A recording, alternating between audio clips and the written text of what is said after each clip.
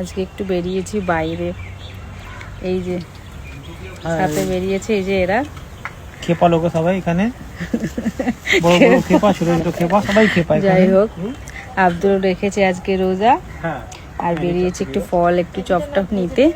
তো এই এখন দোকানের কাছে এসে বসে আছি আমরা তিনজনই, আর এখানে এই বৌদিটা রান্না করছে, হলে পরেই আমরা নিয়ে যাব।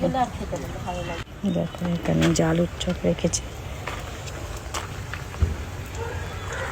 পেঁয়াজিটা ভেজে তুলেছে লাল লাল। আলুর চপ আর বেগুনিটা এখনো ভাজা বাকি আছে, বৌদি আস্তে আস্তে সব ভাজছে। দেখো এখানে এই যে রেডি করছে, এই যে ছাড়ছে বেগুনি, ভালো লাগছে দেখতে।